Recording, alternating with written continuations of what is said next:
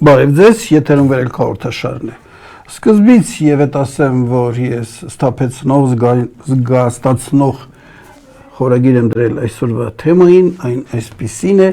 կյանքը նոր վիլայեթական ճանապարհի վրա։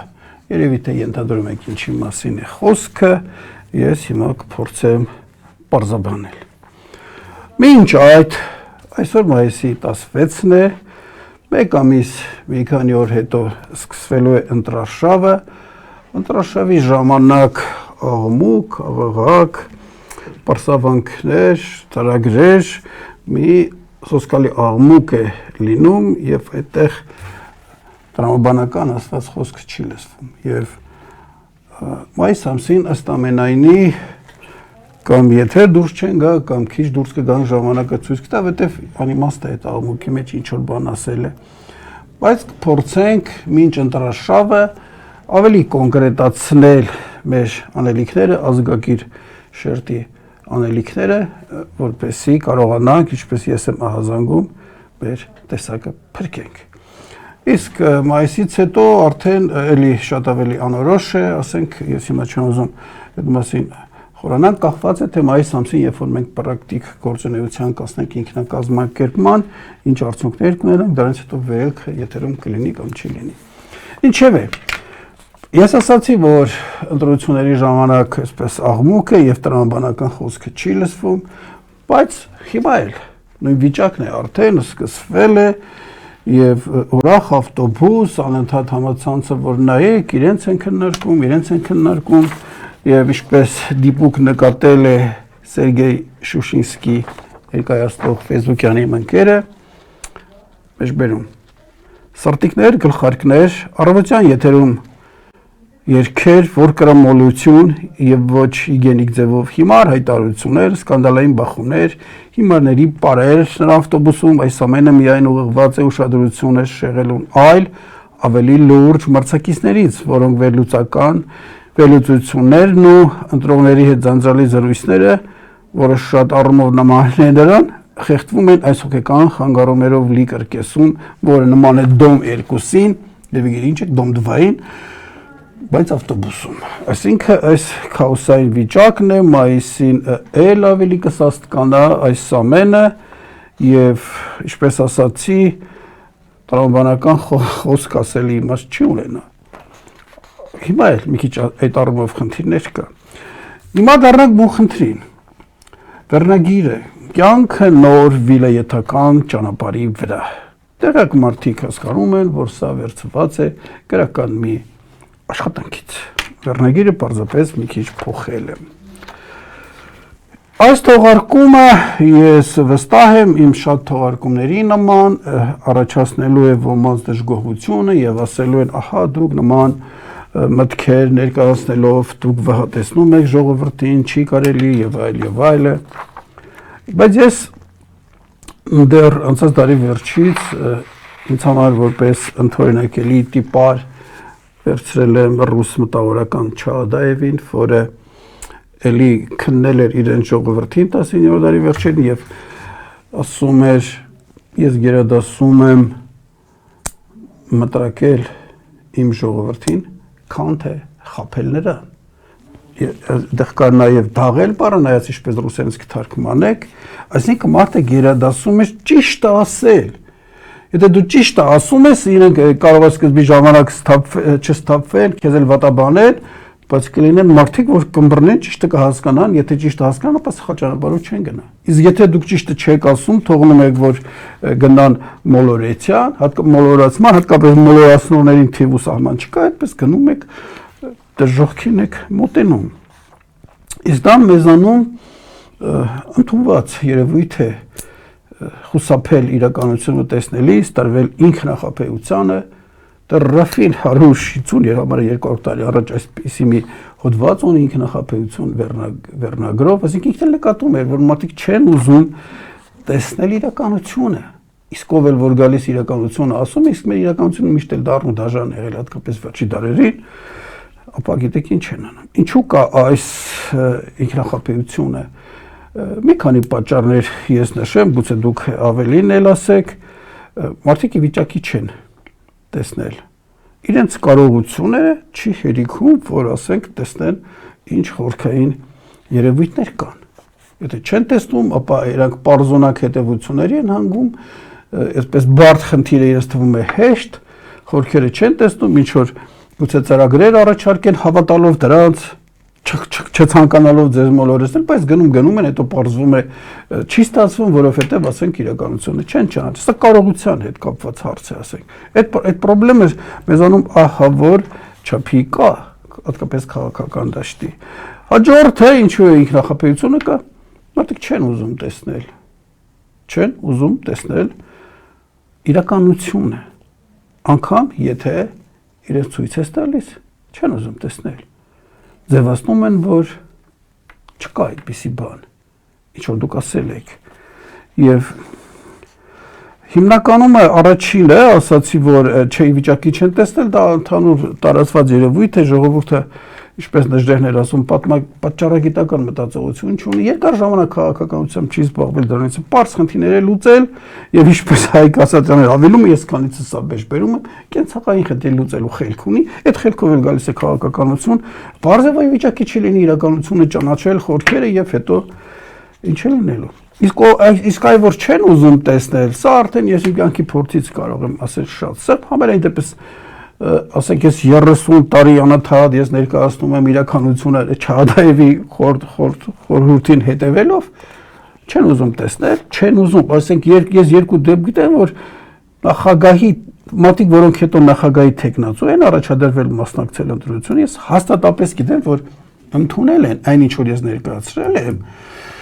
մեկը ինձ է խոստովանել, մեկն ես գիտեմ, որ իմ ծանոթին է ասել, որ ահա տեսեք Պեպանյանը այսպիսի բաներ ասեք, իրենք գիտեին, որ խնդրեմը խորքային է, բայց հետո դուրս էին գալի ընտրություններից, ձևացնում են, թե այդ խնդրեմը չկա, այ իրենք մոլորեսնողներն էին, հասկանում եք։ Կա նաև վախը, իրականությունը տեսնելուց վախենում են, մոլորեսնելու նպատակ չունեն, բայց վախենում են, որ ասենք դուք ինչ որ բան ասեք, ինչպես կարելի է։ Ես դա հիշում եմ 2003-ին եւ իմ գրքերից մեկի խորհելու ժամանակը գրքի շնորհանդեսն էր, ես այսպես թղթերի վրա սեղմ ներկայացրել էի գրքի էությունը, որովհետեւ լրագրողները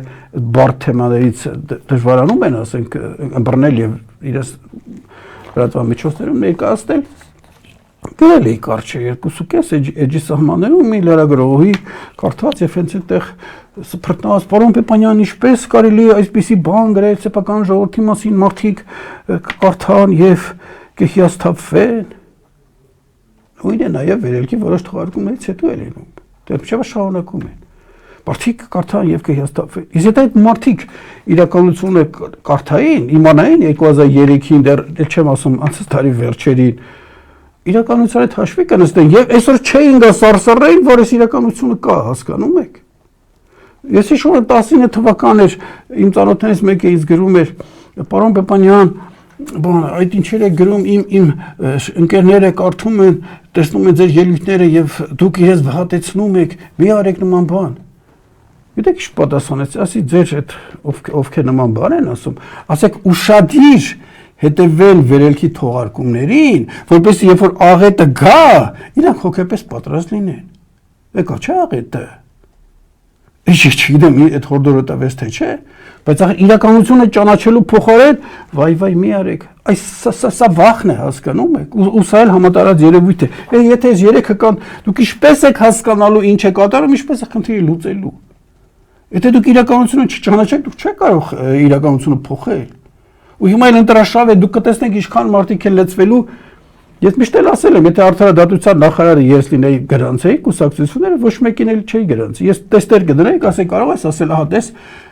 նժդեհ սա է, ասել պրոբլեմ սա է։ Եվ ասել է այ սա է պետք անել եւ այլը, բուժել, ախտորոշել։ Արել ես ժողովրդին։ Եթե չէ, ուրեմն թղթերդ վերցրու գնա։ Եվ այս աղմուկել չէ լինի։ Բայց քանի որ այս խորքային մտածողություն չկա, դուք կտեսնեք մայիս ամսին ինչ է լինելու։ Բրգիչները հեղեղելու են իրականությունը։ Այդ նման դեպքերում, երբ որ իրականությունից վախենում են կամ կեղծում են կամ անկարող են տեսնել, չադայևականություն անելը դառնում է անհրաժեշտություն, որ գոնե ժողովրդի ինչ որ հատված աչքերը բացի տեսնի պրոբլեմը, հասկանում եք, հետո չգան, մյուս օրը փաստի առաջ կանգնեն։ Հետո Նժդեհին լսեք, այսօր այստեղ չենք լինի։ Իմ գրքերը, որ կար հաղորդում է, որ լսեք, էլի այսօր այստեղ չենք լինի։ Բայց այդ նշածս պատճառներով չէին ուզում տեսնել, դեռ չեմ ասում, որ վատապանել, պայքարել Արծրուն Պեպանյանի դեմ, նա պիտի տեղ չունենա ապագա Հայաստանում։ Ինչ հետո ես ասում էի խնդիրներ, որը հիմա բոլորը տեսնում եք։ Ես երկու օր Արամ Աբրամյանի հյուրեր հրավիրել, ինչ որ հարց տվեց բարդ կոնսերվատիվ հեղափոխություն իմ գրքից, ասի Արամ, ինչ ես կարծում ես ժողովուրդ առողջական խնդիր ունի։ Այսինքն շրջված ակնհայտ։ Ասում եմ հարգելի Արամ, հիմա քեզ այդ խոսքիդ համար բադ բան չեն ասի, չեք ասեն ճիշտ է ասում։ Իսկ որ ես ասում եի քեզ դա 40 դար առաջ, սվիներ, քարեր հետակոծություն։ Բայց կարելի էր չէ ժամանակ լսել եւ հետեւություններ անել։ Ինչ վարե։ Նույնիսկ մի անգամ ինձ մեղադրեցին շարժում տապալելու մեջ։ Մի շարժում էր եղել, ես բոլոր շարժումներին դիտում եմ եւ ասեք իմ տեսակետը եւ հրապարակային եմ ներկայացնում նաեւ ուղարկում եմ առաջնորդներին կամ առանձին եմ հանդիպում որ դեպքում ինչպես է ստացվում շարժումը ջախջախվել էր մի հոգի ինձ հրապարակային մեղադրեց այ դուք այդպիսի մտքեր արտահայտելով այն ժամանակ միայն ստատուսներ է գրում հաղորդաշար վարելու հնարավորություն չունեք դուք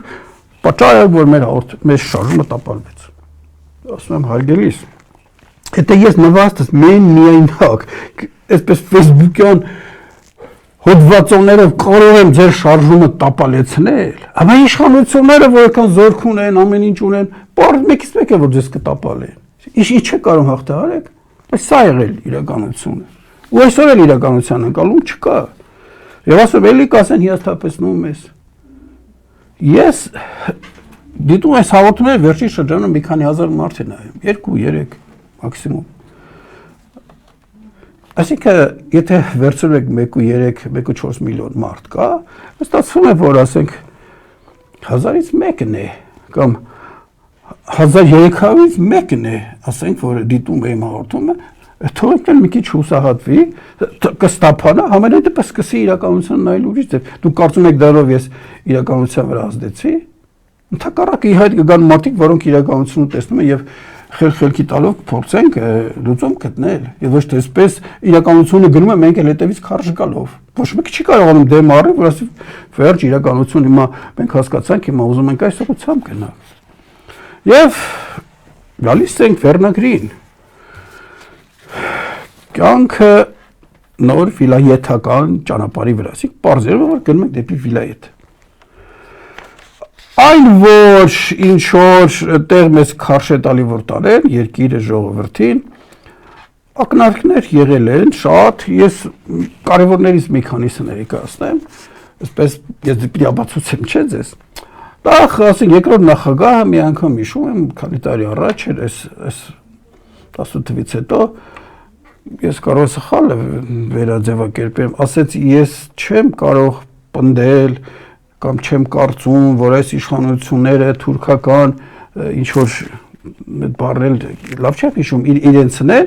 բայց ասենք իրենց քայլերից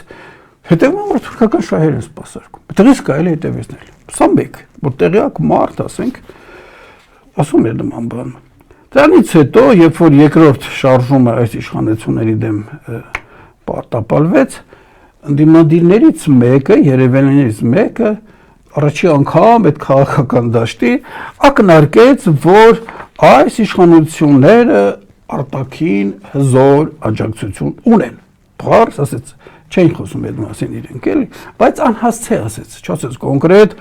այս պետություններն են կամ այս ուժեր են, որ այս իշխանությունների թիկունքին են։ Այս թիկունքից էլ կախված է թե ուր կտանեն մեզ։ Եվ տարբեր տեսակետներ կա, ես կարևորներն եմ ասում, եւ օրերս էլ Տեր Պետրոսյանը հաստատեց այսպես ասած, որ այս իշխանությունների թիկունքում արևմուտքն է։ Եվ թե ինչու ասեց այդ պահին եւ այլը դա հիմա չքննեք, նրան խոսքը հաստատեց նաեւ Հայ ազգային կոնգրեսի 5-րդ համագումարը, այնտեղ բանաձև ընդունեցին, ես մի հատված ներկայացնեմ ձեզ։ Մեջբերում Մոգոնելով Ռուսաստանի հետ իբր հիբրիդային պատերազմի ուրվականը, այդ մի հոգի դրա ռեժիմը փորձում է ստանալ արևմուտքի անվերապահ աջակցությունը ժողովրդավարական եւ քաղաքացիական ազատությունների դեմ սանձազերծված հալածանքներին, սերմանում, պառակտում եւ ապօրինություն։ Այսինքն այս կառույցը, նաև իրենց ղեկավարը, երևելի ազնվորություն գտնում են, որ թիկունքում արևմուտքն է եւ այդ արևմուտքի հետ էլ լավ է լինում, որպեսզի իրավունք ունենա ժողովրդավարության քաղաքական ազատությունների հարցերը լուծի, արևմուտքը թույլ է տալի եւ թույլ է տալիս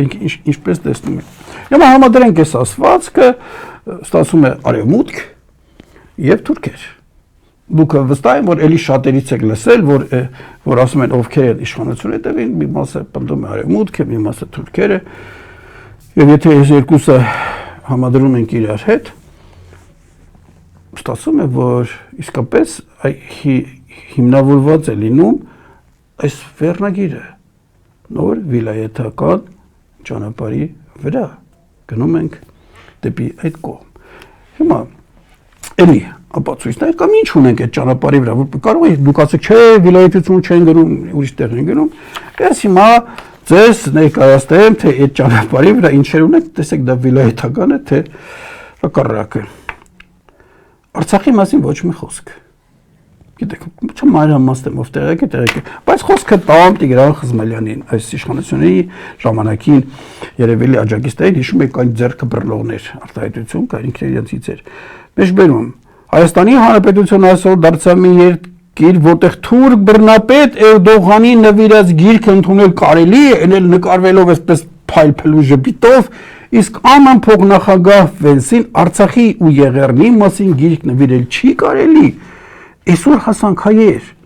մեջբերմանաբար, ես կասեմ, այսօր են գնում հայեր։ Հաջորդը ցեղասպանության ուշակոթողի ավեր, տեսակ չէ, տվեցին, փշրեցին, իմել չգիտես ինչ է կատարվում, պատմությանն են կփոխում, եթե ուշադիր, ինչ-որ մասերով ուշադիր եք, չէ, ասենք, դպրոցական և այլ հրապարակային էլ ասում են, ինչ հայոց պատմություն, այսպես կարճ և այլ է, ես հիմա այստեղ խոսքը տամ Արթուր Խաչիկյանին, բազմատեղյակ,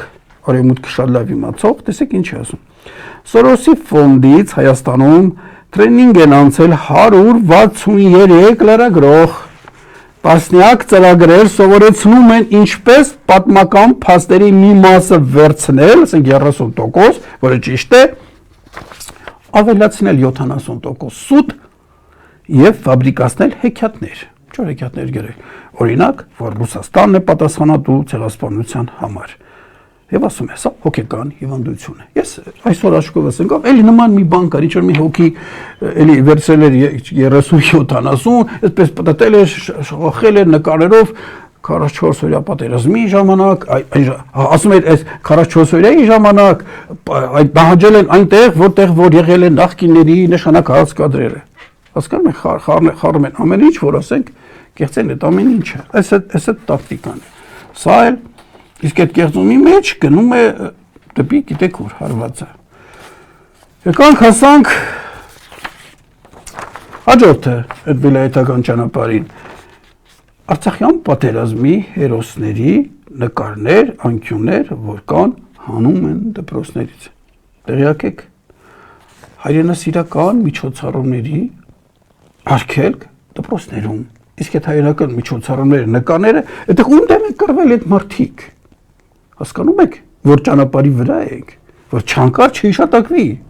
Խաղաղություն պիտի լինի այդ ժողովրդների հանդեպ, որ մեզանից աջուձախ կան։ Շնորհակալությունների շքեր Ադրբեջանի նախագահ Ալիևից տեսնում եք, չէ, մեկ սա այդ բարձր պաշտոն շնորհակալ է, ինչից եք շնորհակալ, որ այդ ճանապարհով թողան գնան։ Հիմա ես ներկայացնեմ Սերգեյ Շուշինսկիից մի հրապարակում, այս հրապարակումները, որ ես ներկայացնում եմ, հրապարակված են, ես 100% չեմ կարող երաշխավորել, որ ճիշտ է, ես ձեզ ներկայացնում եմ այսպես խորհելու, դուք էլ այդպես հավաստի մի ընդունեք, չնայած նաև փորձեք մտածեք, ասենք այս վերջի տարիների իրադարձությունները իմանալով, սա հավանական է, թե չէ, ես որ նայում եմ, ասեմ, տրամաբանական է։ Չեմ պնդում, որ այսպես է, բայց ակնկալելի է, ինչ է ասում ինքը։ Վարչապետի գրասենյակի աղբյուրների համաձայն ապրիլի 24-ից հետո Թանգարանը ցեղասպանության կառուցվածքային փոփոխությունների պատճառով կլուծարվի եւ կմիավորվի Հայաստանի ազգային պատմության թանգարանի հետ։ Ավելին, վերանորոգման պատրվակով բոլոր եզակի ցուցանմուշները կբաշխվեն ազգային արխիվի եւ մատենադարանի պահեստներում։ Այս միջոցառումները համաձայնեցվել են Թուրքիայի ղեկավարության հետ։ Ապրիլի 24-ը հավանաբար կլինի արևմտյան Հայաստանում վերջին ցեղասպանության հիշատակի օրը, որը ոչ աշխատանքային օր է։ Այսինքն դա էլ կանեն ընթանում է Հայաստանի աստիճանական թուրքացում։ Այս գործընթացը համակարգվում է Թուրքիա եւ Ադրբեջանի կողմից եւ իրականացվում է գիտեք ում կողմից։ Ես ցեղասպանության այդ թանգարան, որ կա Դերեղնի հուշահամալիրի մոտակում մի անգամ եմ գնացել։ Երկրորդ անգամ չեմ կարող գնալ։ Որպես գրող, ես էլ բազմիարդերի մարդ եմ, այդ լուսանկարները որ տեսնում եմ, ասենք ուրիշ ձև եմ ես ընկալում, սարսռով եւ ասենք բավական երկար ժամանակ այդ նկարները ու ես նկարները որ նայում եմ, ես ինձանից անկախ որպես գրող մտնում եմ այս ժամանակի մեջ, ձայներն էլ եմ լսում, այդ անիշ տեսնում եմ, սոսկալի է։ Ու ես ոչ թե այսպես կանեի, որ այդ նմուշները ցրեին ու չկային տեսնեին, եթե ենթադրենք ես դառնայի երկրի ղեկավար, ես պաշտոնյաներին նշանակելու պարտադիր կայցելեի, կտանեի ցեղասպանության թանգարան, կասեի մտեք դուրս տանք սպասեի ես, որ մտնեն անպայման դուրս գա, ու կես տարին մեկ ես կտանեի, որ տեսնեն ինչ է կատարվել, ու որ գնան մի պաշտոնյա մի բան անելուց իմանան, որ ինչ է կատարվել, ու իրենք պատասխանատու են նաև այդ ամեն ինչի առաջ, ու այս ժամանակ այս այլանդակ երևույթները քիչ կլիներ, իսկ հիմա ինչ են անում, հասկանում եք երևի։ Եմ այլ խոսքը տալիս եմ այս անձնավորությանը, ասում եմ, որ 100%-անոց վստահ չեմ, բայց հրապարակված է, ես իրավունք ունեմ ներկայացնել, հատկապես, որ զգում եմ, որ տրամաբանական է։ Եվ նայվո, ոնց որ թե։ Հայաստանը թափով թուրքացվում է եւ որպես պետություն արդեն 0 է, բայց դա ոչ մեկին չի մտահոգում։ Հայ Ժողջանը հանգիստ հետևում է իր թուրքացմանն ու վերացմանը։ Բայց ահա Բալասանյան Վիտոն ասել է, որ Հայաստանը պիտի լինի միութենական կազմում, ինչպես եղել է խորհրդային միության ժամանակ, Հայ Ժողջան իրար է խառնվել ու Վիտոյին վիրտուալ գզում է։ Հիմնականում ասում են, թե այդ մի հոգու ջրաղացին ջուր է լցնում, ողջ Facebook-ը Վիտոյի բմբուլներն է կամոն տալիս։ Դեռ հարց է, թե Ռուսաստանը կցանկանա տեր կանգնել այս անտերանոցին, բայց դա հեչ։ Փաստորեն ստացվում է, որ այստեղ վիրավորական արտահայտություն է գրած ժողովրդի մասին, ես չեմ կարծա, նա խնդրում է իրեն մորթողի, գենոցիդողի գիրկը նետվել, քան թե իրեն ոչ մորթողի հետ որևէ հարաբերություն ունենալ։ Ու թշնամու տակ պարկել օրինակ չափ է համարում, իսկ երբ մի ուրիշ առաջարկում է ոչ թշնամու ընկերակցությունը,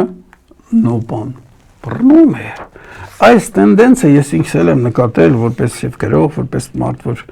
հետևում է հասարակության վարքին, քանից էլ ասել եմ, մի երևույթ կա, տխուր է, էլի չադայևություն պիտի անեմ, բայց ժողովրդի մի հատվածի մեջ յաթանատենչություն կա, ինքը պիտի գնա, այնտեղ, որ իրեն անել են ինչ որ արվել են, ու իշտ էլ ասել է, մեր ազգակիրներից գլխավոր նպատակը պիտի լինի թույլ չտալ, որ այս շրտը գնա, որտե մեզ էլ է տանում հետը, այս խնդիրը կա, հասկանում եք, ես հոգեբանները, քաղաքագետները, մարդաբանները պիտի սա վերլուծեն, իմանան, հետո նոր մտածեն, կուսակցություն բացում են, թե չէ հրապարակային խոսք ասում են, թե չէ ոչ 100-ից ավել էսպես, հիմա կտեսնեք, բայց ինչեր կլինի։ Ես դրա համար եմ ասում, իրականությունը ճանաչել է պետք։ Ու պետք էլ չի սարսռել, ովքեր որ գալիս պարզ ասում են, ովքեր որ չադայևականություն են ասում։ Հիմա մեկ այլ գրառում, այստեղ հեղինակը չկա, ես ուրիշ էջից եմ վերցրել, նա էլ չէր նշել, ինչ է ասում։ Ինչ որ մեկ ասում է, մենք հաղթահարել ենք ուրիշների պարտադրած հայրենասիրության մոդելները, գիտեք ով է ասել։ Այսինքն ուրիշները, ավելի կոնկրետ ռուսները մեզ տվել էին պատմական հիշողություն, ազգային արժանապատվություն, պատմական իրավունքների գիտակցություն, հայրենիքի խորքային խորհրդանշական եւ ընդարձակ ընկալումներ, մեզ տվել էին պահանջատիրության կռվանը, իսկ մենք այս բոլորը հաղթահարել ենք։ Հիմա մենք ոչ մի ամբիցիա չունեցող ձայնազուրկ ու գլխիկոր Արցախ ու հայոց ցեղասպանություն ուրացող պետություն ենք։ Հիմա անկախ ենք ու հայկական, ասվածից հետևում է, որ մենք պատիվ ու պատմական հիշողություն չենք ունեցել, ազգային իղձեր չենք կարող ունենալ, դա ռուսներն մեզ պարտադրել, իսկ ինքներս կարող ենք միայն չոքել եւ ուրանալ, ավելի ցավալի վերբալ հարձակում հայության դեպ երբեք ու ոչ միտեղ չի եղել։ Այս մղձավանջին պետք է վերջ տալ։ Էլ ենք նայում, շարունակում ենք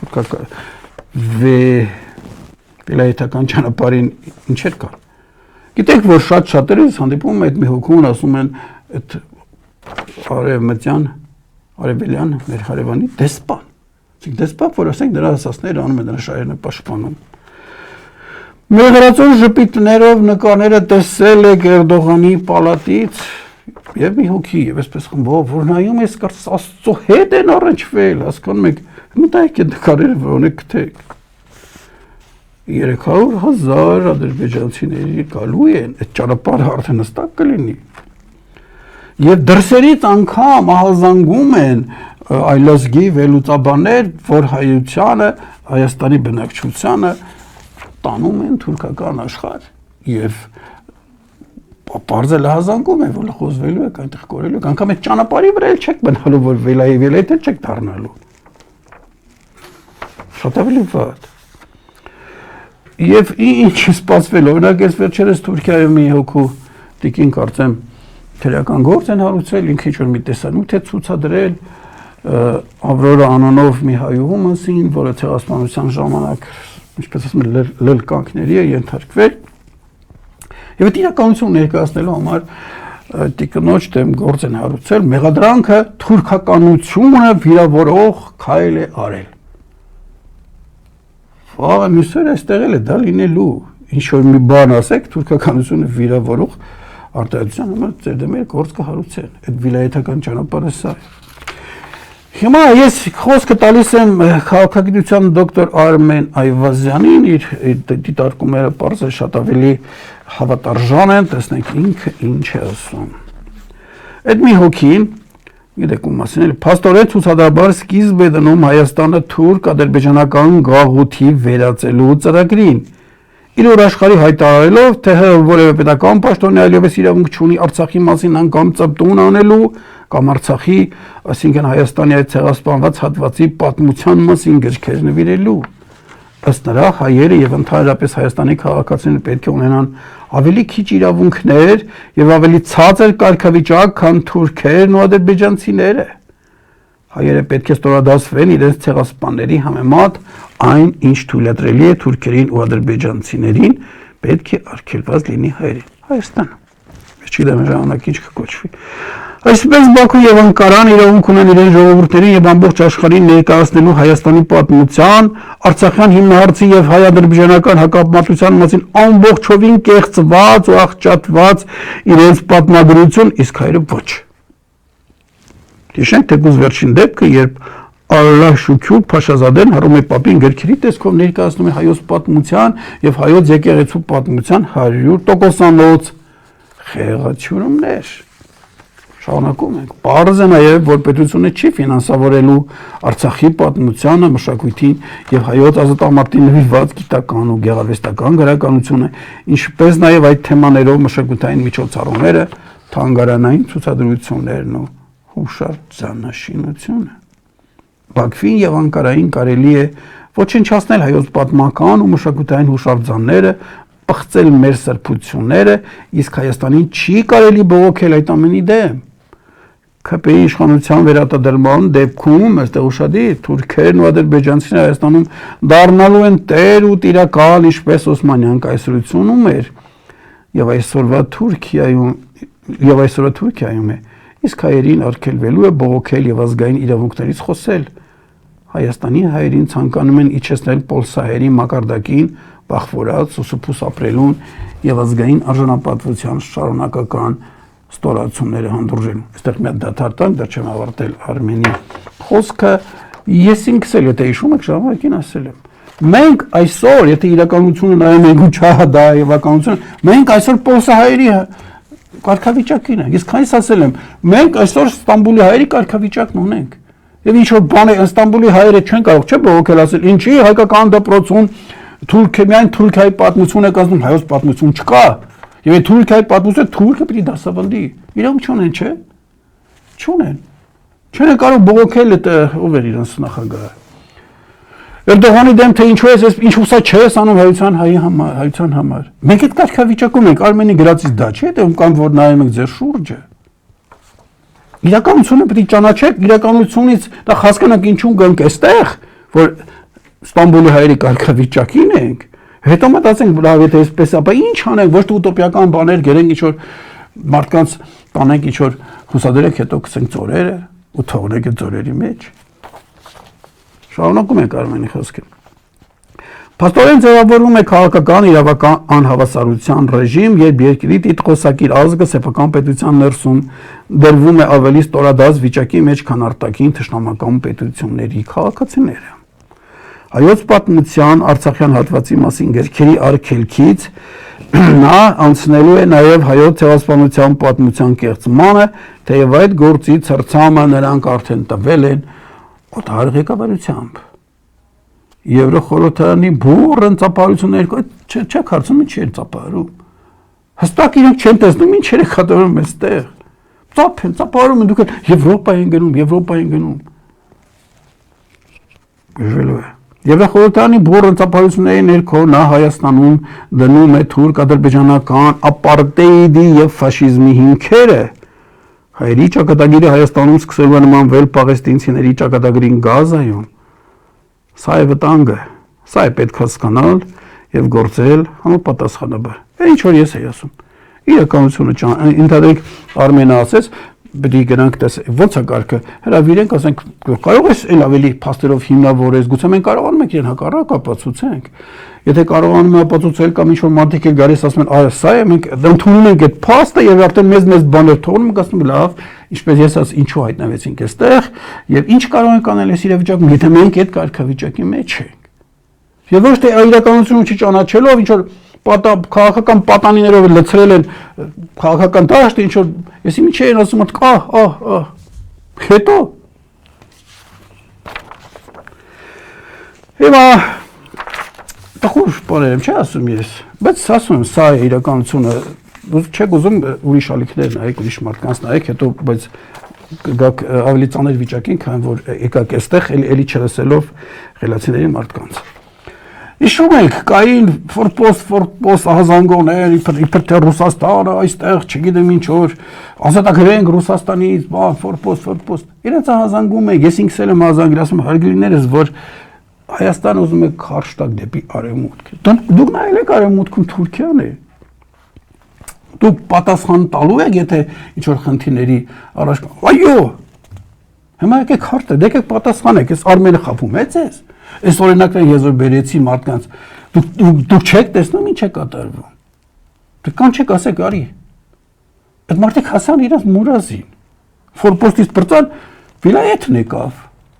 Սա էր իրենց ուզածը։ Երևի թե թող իրենք նշեն սա խնջույքներ անեն, հասան իրենց նպատակին։ Բայց դուք էլ հիշեք դրանց անուն ովքերին դա անում, որ հետո մյուս անգամ էլի չընկնեք նույն որոգայթների մեջ։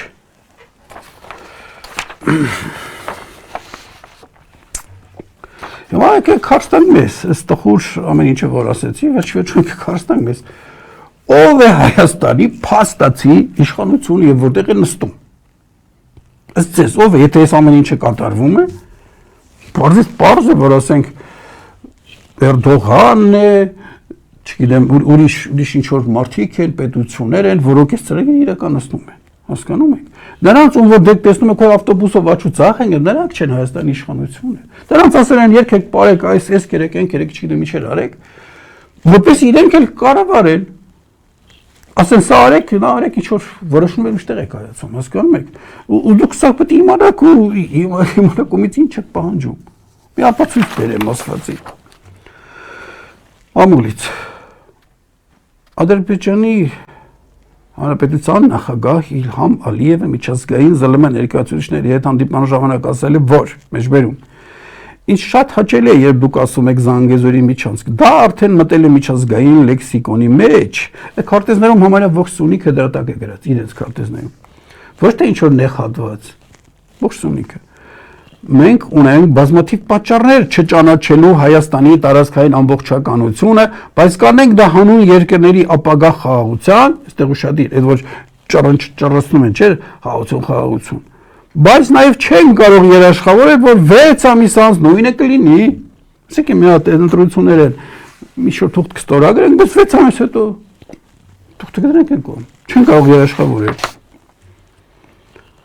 Միաժամանակ Իլհամն ասել է, որ իրենք առանց Հայաստանի թույլտվության շարունակում են օգտագործել դեպի Նախիջևան օդային տարածքը, որովհետև դա կարգավոր է միջազգային ավիացիոն իրավունք, այսինքն ինչ հետևում սրան, այս լրագրողն է ասում, որ եթե Հայաստանը չկատարի Ադրբեջանի կողմից պարտադրված վիլայեթացման քարտեզ, ես չեմ ասում, ապա պատերազմն խուսափելի է, իսկ Ադրբեջանը եթե առանց մեր թույլտվության օգտագործում է Հայաստանի օդային տարածքը, ապա նույն կերպ վարվելու է նաև Թրամփի ուղղարցում եւ ուրիշ հարցեր, ուրիշ բաներ էլ ասում, այդ մարդը գիտեք, չէ՞։ Հիմա եզրափակելով ես ուզում եմ պատմական մի այսպես զուգահեռում անենք։ Հիշում եք, տեղյակ եք, որ ասենք հներում, ասենք այդ ազնվականության շրջանում պետությունը ղեկավարում էր թագավորը, ու Հայաստանում չէ, ասենք Եվրոպաներում չենք էլ հիշում երբ եք օրեցել թագավոր, նմանրամասի նկատի ունեմ էլի, հետո գար հերցոգ, հետո գար մարկիս, հետո գար կոմս, հետո այսպես իջնում էին պալատում, ով ասես կար։ Հիմա, եթե մենք նայում ենք այս մեր իրականությունը և աշխարհաքաղաքականորեն նայում ենք, այդ թագավորը կամ թագավորները շատ հեռուներում են։ Ինչ-որ կարող եք թեկնածուներ ասել, արևմուտքի ինչ-որ երկրներ, կառույցներ և այլը, հետո ինչ-որ հերցոգներ են գալիս, դրանք էլ երևում են, չեն երևում, ես ասենք որպես մարկիզի բանը կտայի Էրդողանին, իրանից վերևել կպարզ ինքը չի որոշում, մարկիզը կտայի Էրդողանին, ինքը որոշակի ինչ-որ տարածքների, մարկիզը որոշակի տարածքների ինչ-որ նայողն էր, թագավորի ինչ-որ հերցոգի էր մասը, ինչ-որ տարածք իրեն էր, դրանից ներքև գալիս էր կոմսը, Ալիևին էլ ասենք կոմսը թող լինի։ Ալիևը ինքը կոմսը շատ բան չի որոշում, իրանից վերև տեսեք ովքեր կան միջև հասնում են այնտեղ։ Իսկ որ ավելի ենք իջնում գալիս են մեր տարածք, ովքեր են, կոմսը բնութագրումը տվել է, փորձեք հիշել, ինչ է ասել նա։ Այստեղ կետ դրեցի ես, հիմա եզրափակելով ասում, էլի կասեն, պարոն Պեպանյան, դուք վհատեցնում եք մեր ժողովրդին, դեմ ընտրություններ են, իրենք չեն գնա, այդ լավ բաներից խոսանք, ակտիվ անենք, ռոզ անենք եւ այլը։ Ես ասացի չհադայություն եմ արել ու միշտ էլ անել եմ։ Ու դրա համար ասենք հազարներով իմ դեմ գրել են, բայց դժբախտաբար պարզվել է ես որ ճիշտ եմ, հետո շատերը ափսոսացել են, որ չեն լսել հորդորներս, քանի որ դա իմ տեսակետը չի բխել իմ անձնական ցանկություններից, ես էլ որևէ կառույց, որևէ մարդու չեմ ներկայացնում, վերլուծել եմ, համադրել եմ պատմական էքսկուրս եւ այլ եւ ասել եմ հարգելիներս սա է իրականությունը։ Հիմա էլ ասում սա է իրականությունը։ Բայց կարող եք հակառակը ապացուցել։ Ես չեմ բնում, վերջնակար, ես Աստված եմ։ Ես դա եմ տեսնում ու հիմքեր էլ ունեմ։ Ու ասում շատ ավելի վատ է լինելու։ Հիմա, իսկ ինչ անենք։ Արմենն էլ ասեց, իրականության հետ հաշվի նստել եւ մտածել դրանից բխող քայլեր անել։ Եվ եկեք հարց տանք մեզ, եթե իհարկե ես ամենը ճիշտ եմ ասում, կոմս կա, մարկիս կա, այդտեղ հերցոգ կա, թագավոր է, թագավորն էլ ինչ-որ խումբ է։ Հարց տանք մեզ, նրանք, կոմսը չէ, կոմսը փոքր է, այն մյուսները, դες հեշտության պատրություններով մեզ իշխանություն կտան, որ գնան քվեարկենք համատարած եւ այլը։ Կտան։ Դուք մտածենք այս մասին, ես ոչ այո եմ ասում, ոչ եմ ասում, գուցե առաջիկայում դրան էլ նվիրեմ հաղորդումներ, ես ուշադիր հետևում եմ այս թեմայով ինչեր են ասում, այդպես տրամաբանական խելացի մտքերը հավաքում եմ, ես որ այդպես խոսում եմ, սա իմ խելքը չի, հավաքովի է, խելացի մարդիկ ընդհանրապես սովորում են ուրիշներից եւ անընդհատ սովորում են։ Եվ առաջի անհրաժեշտ մինիմալ քայլը, որ ես տեսնում եմ այս իրավիճակում եւ դες էլ առաջարկում եմ, դա ազգակիր տեսակի փրկությունն է։ Հատկապես եթե այս վիլայեթացավ, գնում է դեպի վիլայեթացում, այնտեղ առաջի հարվածը լինելու է ազգակիր տեսակի դեմ, որտեղ իրենք է խանգարում այդ ճանապարհով գնալուն, եւ այդ տեսակի փրկությունը որպես քայլ առաջարկում եմ ինքնակազմակերպման գործողություններ անել, դրանք մանրամասը ես ներկայացրել եմ վերելք հաղորդաշարում, կա ազգակիրների միություն Facebook-յան խմբում եւ ինչպես ասացի, մինչեւ այս մայիսյան աղմուկ աղաղակը ապրիլ վերջյան նույնիսկ ես կփորձեմ հնարավորության սահմաններում ավելի մանրամասն ներկայացնենք, որպեսզի ասենք հետո կամած սկսենք անցնել այս ճակատագրական գործին, քաղաքականացված չի պայքարներ, չի պարզապես մեր տեսակը մտածելու ենք ինչպես ենք կարողանում փրկել այդ արհավիրքից եւ ինչպես խոստացա այդ հարցին արդյոք հնարավոր է ընտրություններով ինչ-որ բան փոխել դրան կանդրադառնամ առաջիկայում այսօրվա համար այսքանն էի նախատեսել մինչ նոր հանդիպում